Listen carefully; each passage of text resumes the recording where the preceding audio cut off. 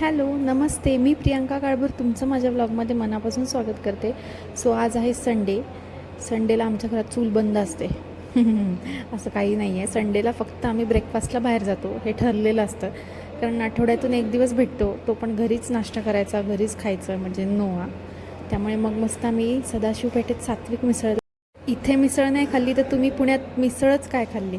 इथली मिसळची taste authentic आहे आणि त्यांची पावभाजीसुद्धा मस्ट ट्राय आहे. मी नक्की सांगते, मी आज फर्स्ट टाईम यांची पावभाजी खाल्ली आहे. मिसळ खायला आम्ही दरवेळेस येतो, तर तुम्ही फक्त माझ्या मिसळची रिॲक्शन बघा.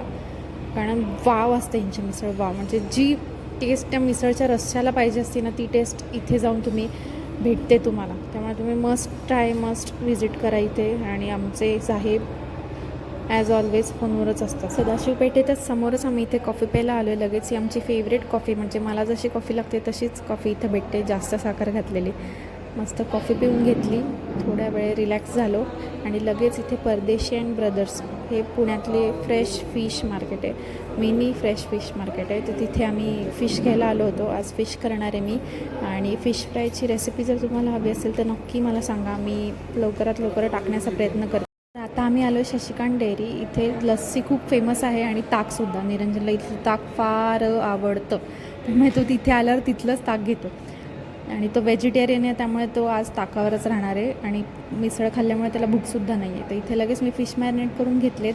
पॅनमध्ये ऑइल गरम करून घेतले वेळ न घालवता, कारण खूप उशीर झाला आहे. त्यामुळे फटाफट मी फिश फ्राय करून घेते. जर तुम्हाला फिश फ्रायची रेसिपी हवी असेल तर नक्की मला कमेंटमध्ये सांगा. कमेंट नाही केलं तरी मी ती रेसिपी टाकणारच आहे. तर मी इथे लगेच तेलात लसूण आणि कढीपत्ता फ्राय करून घेणार आहे. मी हे दरवेळेस करतेच, मला ह्याच्याशिवाय फिश फ्राय आवडतच नाही. त्यामुळे मी इथे लगेच फिश टाकणार आहे, त्याच्यात छान रव्यात कोट करून.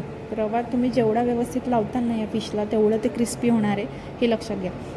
त्यामुळे मी लगेच फिश फ्राय करून घेते आणि तुम्हाला दाखवते. एक साईडनी छान गोल्डन ब्राऊन झाला की आम्ही दुसऱ्या साईडनी पण गोल्डन ब्राऊन करणार आहे. ह्याला जास्तीत जास्त 1 मिनटं लागतं. आता मी प्रॉन्स करणार आहे, म्हणजे कोळंबीचा रस्सा. तर हे आमचं घरगुती दरवेळेसचं ठरलेलं वाटण आहे. ह्याच्यात मी लसूण घेतला आहे भरपूर, खोबरं किसून दिले आहे मम्मीनी, कोथिंबीर दिली आहे आणि आल्याचा 1 इंच तुकडा.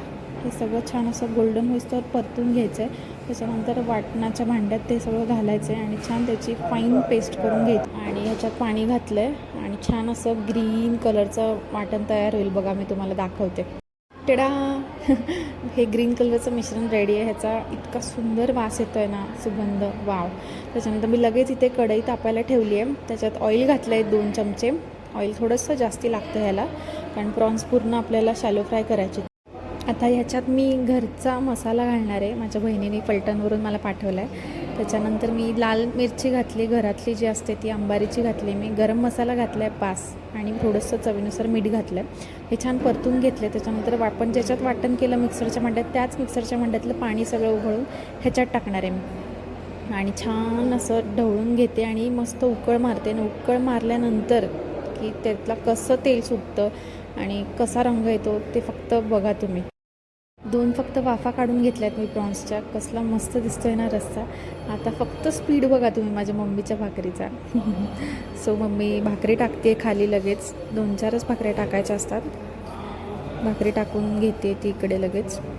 मी जेवायला ताट वाढून घेते आणि तुम्हाला दाखवते कसं वाटतं आहे ताट, नक्की सांगा. हे सगळं घरगुती केलेलं आहे सगळं.